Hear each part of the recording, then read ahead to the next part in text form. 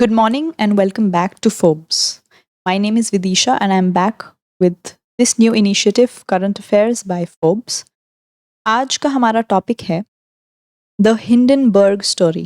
I am sure आपने ये नाम ये न्यूज़ ज़रूर पढ़ा होगा, सुना होगा, देखा होगा. तो आज हम डिटेल में समझेंगे कि ये स्टोरी है क्या. Without wasting much time let's move to our topic. सबसे पहले समझते हैं हिंडनबर्ग क्या है एग्जैक्टली. हिंडनबर्ग रिसर्च नाम की एक अमेरिकन फर्म है, हिंडनबर्ग रिसर्च, जो कि नेथन एंडरसन नाम के बंदे ने 2017 में एस्टैब्लिश की.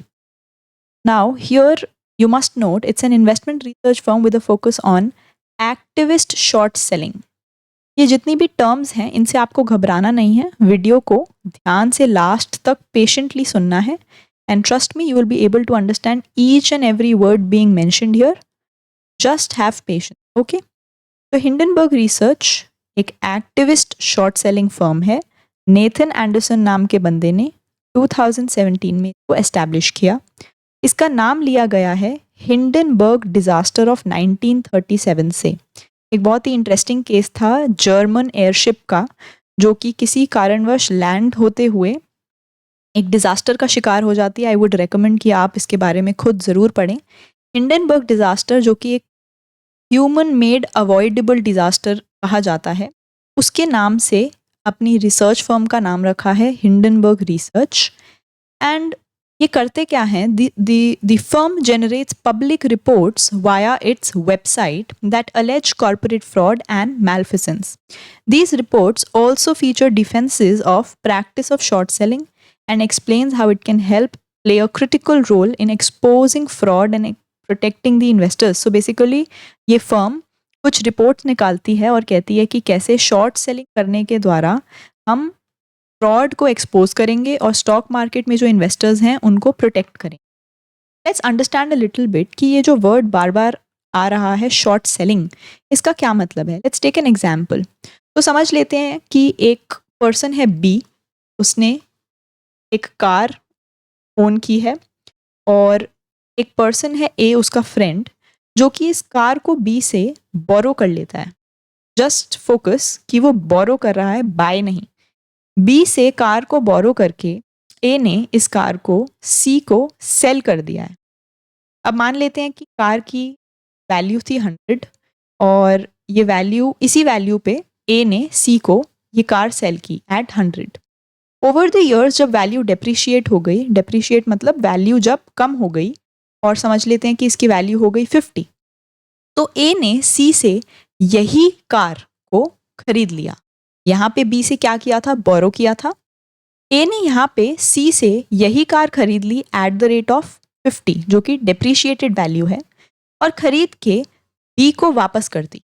बी को वापस करने पे बी का रेट तो 100 ही था और ए ने खरीदी थी 50 में, तो बी को ए को देने पड़े 100 रुपीज़, जबकि ए के लगे थे सिर्फ 50 रुपीज़. तो ये जो प्लस 50 का प्रॉफिट है ये ए ने अपने पास रख लिया. And this is short selling basically. इसको स्टॉक्स के रेफरेंस में समझते हैं. कुछ लोग जो शॉर्ट सेलर्स कहलाते हैं, they are called short sellers. तो ये बोरो या बेट करते हैं, बोरो या बेट करते हैं ऐसे स्टॉक्स पे जिनकी वैल्यू वो एंटिसिपेट कर रहे हैं, वो एक्सपेक्ट कर रहे हैं कि फॉल होगी. ऐसे स्टॉक्स जिनकी वैल्यू फॉल होने वाली है उन पे वो बेट या बोरो करते हैं. And once these prices fall, जो भी डिफरेंस होता है इस गिरी हुई वैल्यू से, उसका वो प्रॉफिट कमा लेते हैं. तो यही एक्शन जो है वो हिंडनबर्ग नाम की कंपनी करती है और कहती है कि ये किस तरह से हेल्प कर सकता है फ्रॉड को एक्सपोज करने में, वो हमें समझाती है. तो हिंडनबर्ग का अडानी से अब क्या नाता है.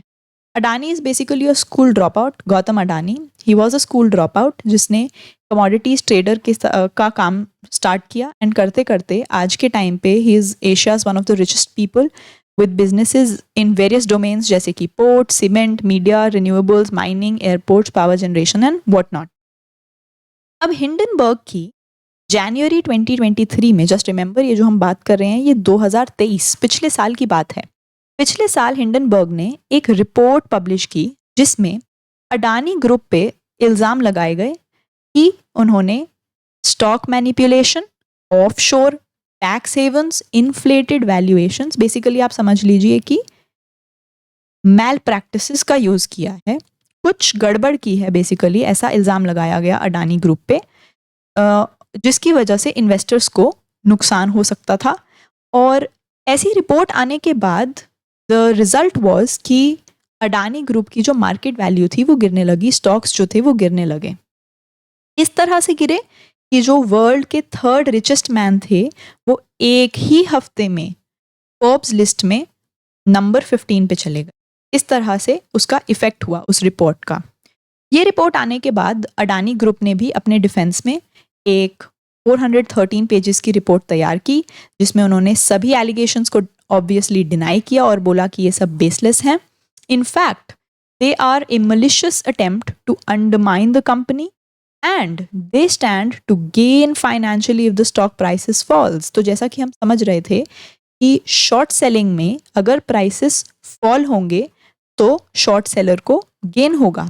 तो वही हाईलाइट करते हुए अडानी ग्रुप ने अपनी डिफेंस में जो रिपोर्ट निकाली उसमें बोला कि मेरे स्टॉक्स के प्राइसेस गिरने से इस कंपनी को, हिंडनबर्ग रिसर्च फर्म को फ़ायदा होगा, इसीलिए उन्होंने ये एलिगेशंस हम पे लगाए। अब क्रोनोलॉजी थोड़ा सा समझ लेते हैं। जनवरी 2023 में ये रिपोर्ट आती है हिंडनबर्ग की, जिसके रिप्लाई में अडानी ग्रुप भी अपना डिफेंस देते हैं।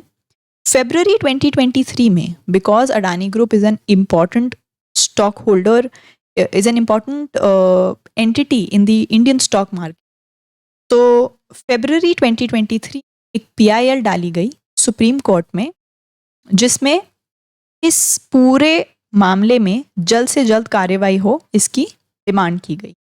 मार्च में सुप्रीम कोर्ट ने सेबी को बोला कि आप इस मैटर में इन्वेस्टिगेट कीजिए।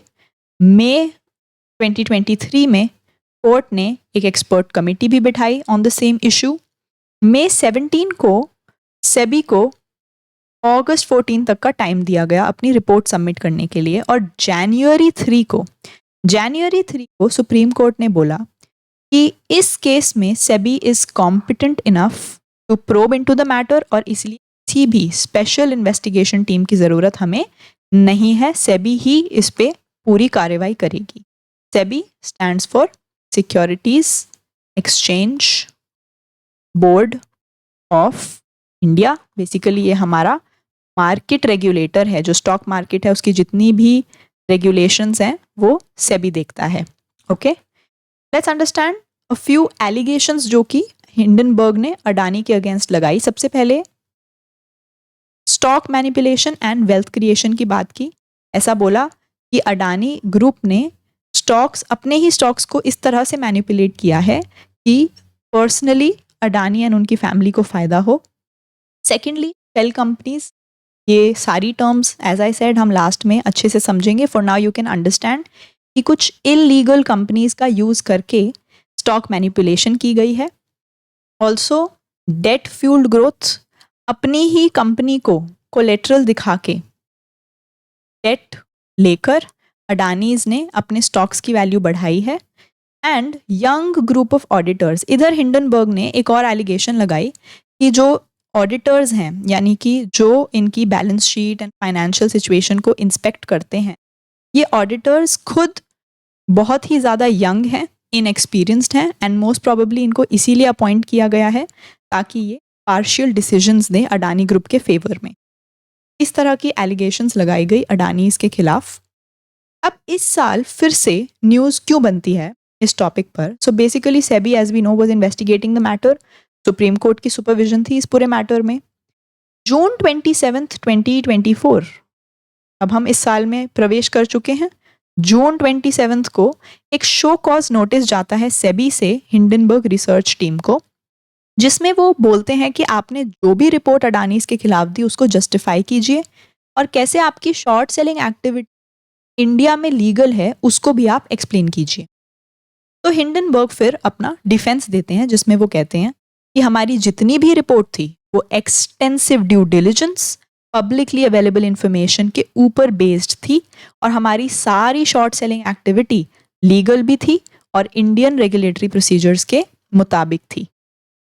इसके बाद Hindenburg not only Adani but SEBI पे भी कुछ इल्ज़ाम लगाना शुरू करते हैं। यहाँ से स्टोरी एक ट्विस्ट लेती है। ट्विस्ट क्या है? सेबी में हिंडनबर्ग कहते हैं प्रेशराइज किया गया स्टॉक ब्रोकर्स को। स्टॉक ब्रोकर्स बेसिकली वो लोग हैं जो दूसरों को स्टॉक बाय या सेल करवाते हैं। तो स्टॉक ब्रोकर्स को एलिजिडली सेबी ने प्रेशराइज किया कि वो अडानी स्टॉक्स में कोई भी शॉर्ट सेलिंग ना करें।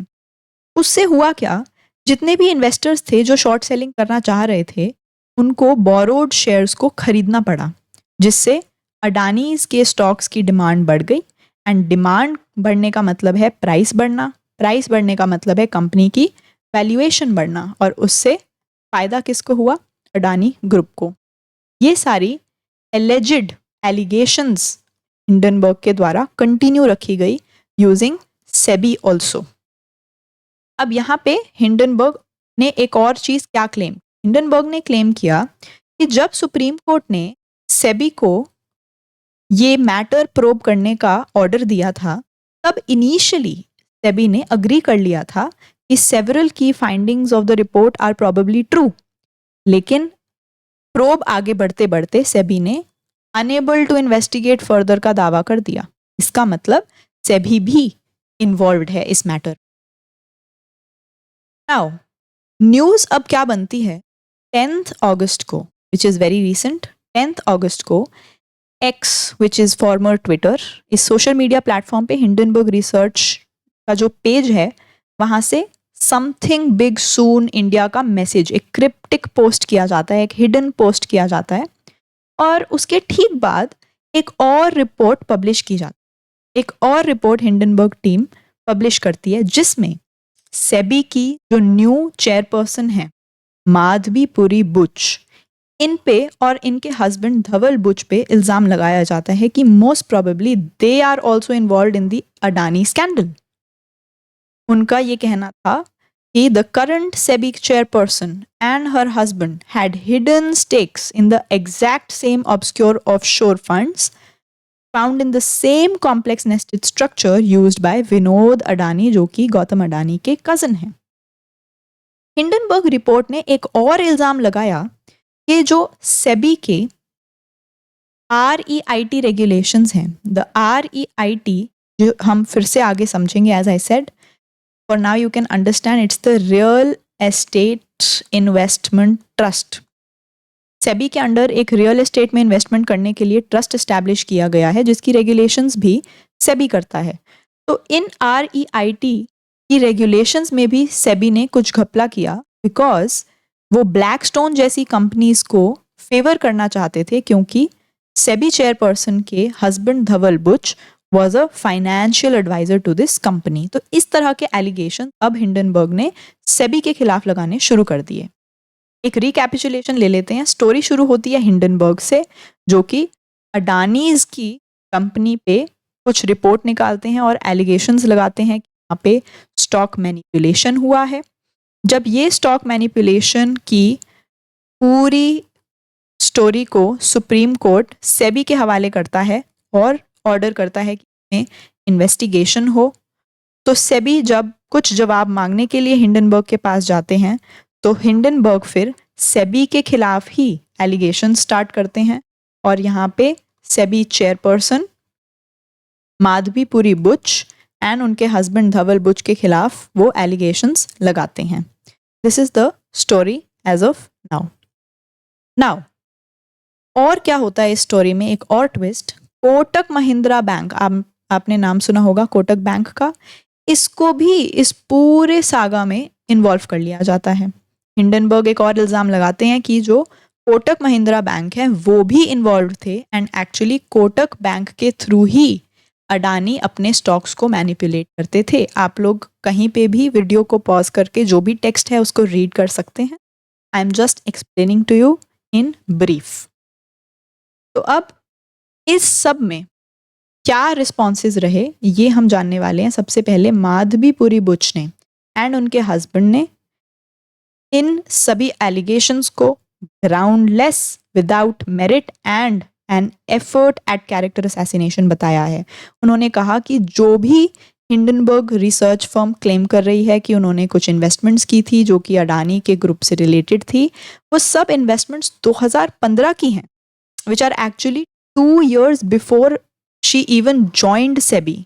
तो जो टाइमलाइन है वो इनके हिसाब से नहीं मैच होती। फिर सेबी ने भी एक स्टेटमेंट अपनी दी है कि जो REIT रूल्स में प्रॉब्लम्स की बात या कुछ छेड़छाड़ की बात हिंडनबर्ग कर रहा है वो भी बिल्कुल बेसलेस हैं। जितने भी ये अमेंडमेंट्स हैं रेगुलेशंस में, वो सब कंसल्टेशन प्रोसेस होता है, उसमें ट्रांसपेरेंसी होती है और इंडिपेंडेंस होती है पूरी टीम की, ना कि किसी एक इंडिविजुअल पे ये डिपेंडेंट होता है। इसलिए ये सभी एलिगेशंस को भी रद्द किया गया। मोरओवर जो REIT की एक अपनी एसोसिएशन है, उन्होंने भी बैक किया है और बोला है कि ये सब एलिगेशंस बेसिस हैं। साथ ही कुछ इंडस्ट्रियलिस्ट्स हैं जैसे कि मोहनदास पै, दीपक शेनॉय, इन सब ने माधवी बुच को फेवर किया है। कोटक महिंद्रा बैंक ने भी अपनी एक एक्सप्लेनेशन दी है कि उनको कोई भी आइडिया नहीं था इस सब के बारे में। They were not aware that Hindenburg was a partner of any of its investors, इसलिए उन्होंने भी अपनी इन्वॉल्वमेंट से इनकार कर दिया है। अडानीज ने स्ट्रांगली कंडेम किया है इन सभी एलिगेशंस को as malicious, mischievous and manipulative, और ये बोला है कि हिंडनबर्ग सिर्फ जो कोर्ट में उनके सभी दावे ऑलरेडी डिस्क्रेडिटेड हैं, ऑलरेडी प्रूवन बेसलेस हैं, उनमें कुछ आग लगाने की कोशिश कर रहे हैं। एक पॉजिटिव बात ये रही कि जो इंडियन स्टॉक मार्केट है एज ऑफ नाउ उसमें ज़्यादा बदलाव नहीं आए हैं। Most of the Indian investors have actually largely dismissed all these allegations and it is a positive fact कि हिंडनबर्ग की किसी भी कोशिश के बावजूद इंडियन स्टॉक मार्केट ज़्यादा नहीं हिली है। Now let's understand, as I promised, all the terms and terminologies being used here. Exam perspective से भी ये सब बहुत ज़रूरी है। सबसे पहले है शॉर्ट सेलिंग, ये मैं एक्सप्लेन कर ही चुकी हूँ कि कैसे स्टॉक्स के फॉल की एंटिसिपेशन में स्टॉक्स को पहले बोरो किया जाता है और उनको एक लोअर प्राइस पे बेच के जो डिफरेंस है उसको एज प्रॉफिट रख लिया जाता है। This is short selling. Next is offshore entity. तो ऑफशोर का मतलब है जो भी हमारी होम कंट्री के बाहर है। For example we are in India, तो कोई भी एंटिटी, कोई भी कंपनी जो कि इंडिया के बाहर एस्टैब्लिश है वो ऑफशोर एंटिटी कहलाई जाएगी। इसमें not necessarily it is illegal. Okay, next is shell entities. अब यहाँ शेल एंटिटीज को हम समझ सकते हैं एक कंपनी जो कि एक दूसरी कंट्री में एस्टैब्लिश की गई है, बट उसका operations, for example this is India and this is a country से मॉरिशस। तो इंडिया के कोई भी इंडस्ट्रियलिस्ट ने एक कंपनी एस्टैब्लिश की अपनी कंट्री में ए और दूसरी कंट्री मॉरिशस में एस्टैब्लिश कर दी कंपनी A1। A1 कंपनी जो है वो एक्चुअली ए कंपनी के ही ओनर की है एंड उसके कोई भी ऑपरेशंस मॉरिशस में नहीं हैं, ऑपरेशंस सब इंडिया में ही हैं।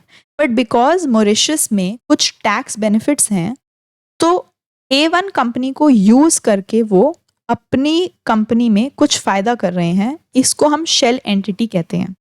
शेल एंटिटी भी नेसेसरीली इलीगल हो ये ज़रूरी नहीं है, but mostly they are used for illegal purposes, जैसे कि टैक्स अवॉइडेंस, जैसे कि stock manipulation etcetera. Next is tax haven. तो जैसे कि यहाँ मैंने मॉरिशस का एग्जाम्पल लिया, ऐसे ही सिंगापुर भी एक एग्जाम्पल है। बहुत सारी कंट्रीज़ हैं जहाँ पे टैक्स जो है वो बेसिकली इंडिया से कम है, और इंडिया ही नहीं, इनको टैक्स हेवन्स इसलिए कहा जाता है क्योंकि इंटरनेशनल स्टैंडर्ड्स के लेवल पे भी इन सभी कंट्रीज टैक्स बहुत ही मिनिमल है। और बहुत सी कंपनीज अपनी शेल कंपनीज यहाँ खोलती हैं, अपने हेड ऑफिस को यहीं पे शो करती हैं सो दैट उनको टैक्स बेनिफिट्स हों। तो इन कंट्रीज़ को जहाँ पे मिनिमल टैक्सेस हैं उनको टैक्स हेवन्स कहा जाता है। There is also a related term called round tripping and double taxation avoidance agreement. तो जैसे जो company A and company A1, जो भी उसका link in between two countries, round tripping के द्वारा बेसिकली इस टैक्स अवॉइडेंस में हेल्प मिलती। तो हमने अपने ऑपरेशंस जो हैं वो ऐसा दिखाया कि हालांकि हमारी कंपनी इंडिया में है पर हमारा जो सारा काम है वो मॉरिशस के थ्रू आ रहा है। इस राउंड ट्रिपिंग के थ्रू हमने ये दिखा दिया कि यहाँ हमें ज़्यादा कॉस्ट लगा, इसलिए आप हमें टैक्स बेनिफिट दीजिए। तो टैक्स बेनिफिट्स के लिए जब हम अपने कंपनी के ऑपरेशन किसी और कंट्री से दिखा देते हैं तो वो राउंड ट्रिपिंग हो जाता है। And double taxation avoidance agreement, दो कंट्रीज़ के बीच में एक अग्रीमेंट है कि किसी भी कंपनी को जो एक MNC है, मल्टीनेशनल कंपनी है, उसको दो जगह टैक्स ना देना पड़े, एक ही जगह टैक्स देना पड़े। इसलिए दो कंट्रीज आपस में अग्रीमेंट कर लेती हैं, हम में से जिसमें भी लेसर टैक्स होगा वहीं पे कंपनी टैक्स देगी। Okay, a few more terms जैसे है स्टॉक मैनिपुलेशन, तो आई एम श्योर इसमें तो आप समझ ही गए होंगे फ्रॉम द नेम इटसेल्फ, जहाँ पे कंपनी या कंपनी ओनर कुछ भी मैल प्रैक्टिसेस का यूज़ करके अपने स्टॉक्स के प्राइसेस को ऊपर या नीचे कराते हैं अपने पर्सनल फ़ायदे के लिए, उसको stock manipulation. Related party transactions हम समझ सकते हैं कि कोई भी दो कंपनी है या कोई भी दो एंटिटीज़ हैं, दो पार्टीज़ हैं जिनका कोई भी कॉमन इंटरेस्ट है, कॉमन इंटरेस्ट, कॉमन गोल, या वो आपस में जानकार हैं और वो कुछ ऐसी ट्रांजैक्शंस करते हैं जिससे कि उन दोनों को फ़ायदा हो, तो वो रिलेटेड पार्टी ट्रांजैक्शन माना जाएगा। स्टॉक पार्किंग, तो स्टॉक पार्किंग का मतलब ये है कि हम टेम्परेरीली किसी लीगल लूप होल से बचने के लिए टेम्परेरीली अपने स्टॉक्स किसी और के नाम कर दे। फॉर एग्जाम्पल, एक बंदा है X, उसका फ्रेंड है Y, और X जो है वो किसी लीगल सिचुएशन में फंसा हुआ है, तो ताकि उस पर ज़्यादा सरकार की नज़र ना जाए उसने अपने जितने भी स्टॉक्स थे उनको for the time being Y के नाम कर दिया। तो इसको हम स्टॉक पार्किंग का नाम देंगे क्योंकि उसने वो स्टॉक्स बेचे नहीं है, सिर्फ Y के पास अभी पार्क किए हैं। जब वो इस लीगल सिचुएशन से बाहर आ जाएगा तो X will be taking back those stocks. ठीक है, अगला टर्म है शेयर ट्रांसफ़र का। शेयर ट्रांसफ़र इज़ बेसिकली जब एक बंदा अपने सारे या सम परसेंटेज ऑफ स्टॉक्स जो हैं वो दूसरे बंदे को सिंपली ट्रांसफ़र कर देते हैं। There is nothing illegal in that. जैसे कि इस स्टोरी में जो माधवीपुरी बुच हैं उन पे जो एलिगेशंस लग रही हैं एक किसी XYZ फंड्स में इन्वेस्टमेंट की जो उन्होंने 2015 में किए थे, तो सेबी चीफ या सेबी में आने से पहले या सेबी चीफ बनने से पहले उन्होंने ये सारे जो अपने स्टॉक्स थे उनको अपने हस्बैंड के नाम ट्रांसफ़र कर दिया, तो इसको कहते हैं share transfer. REITs are basically real estate investment trusts. तो सेबी के अंडर कुछ रियल एस्टेट इन्वेस्टमेंट ट्रस्ट बने हुए हैं जहाँ पे रियल एस्टेट बिजनेस में जितनी भी कंस्ट्रक्शन वर्क, जितनी भी इन्वेस्टमेंट एक्टिविटी हो रही है उसमें मोर इन्वेस्टमेंट लाने के लिए सेबी जो है यूनिट्स बनाती है, सेबी जो है स्टॉक यूनिट्स बनाती है और इनको रिटेल इन्वेस्टर्स भी ताकि इसमें इन्वेस्ट कर पाएँ। Retail investors are basically individuals like you and me who want to invest in large scale real estate businesses. तो इस काम को आसान बनाने के लिए सेबी में कुछ ट्रस्ट खुले हुए हैं। ये ट्रस्ट क्या करते हैं, स्टॉक्स को, जो रियल एस्टेट बिजनेस से जुड़े हुए स्टॉक्स हैं उनको सर्टन यूनिट्स में डिवाइड करते हैं और रिटेल इन्वेस्टर्स को अवेलेबल कराते हैं। तो इनको हम रियल एस्टेट इन्वेस्टमेंट ट्रस्ट कहते हैं। Lastly we have short position. Short position का वही मतलब है जो यहाँ शॉर्ट सेलिंग से है। जो शॉर्ट सेलर्स करते हैं उसी को हम शॉर्ट पोजीशनिंग या शॉर्ट पोजीशन कहते हैं। I hope you have understood all these terms very carefully. I would like to remind you कि जो एक नाम बार बार यहाँ पे रिपीट हुआ है, माधवीपुरी बुच, ये जो नाम है ये बहुत इंपॉर्टेंट है from the exam perspective. Why? Because Madhabi Puri Buch is the first female chairperson of SEBI. तो एग्जाम पर्सपेक्टिव से ये बहुत इंपॉर्टेंट नेम है, ये टॉपिक भी बहुत इंपॉर्टेंट है। जितनी भी टर्म्स हैं I hope you have understood these terms. इनका बेसिक आइडिया आप लोगों को ज़रूर होना चाहिए. एग्जाम में वन लाइनर्स यहाँ से पूछे जा सकते हैं. Please write in the comments ये वीडियो आपको कैसा लगा. And keep reading, keep learning. Thank you.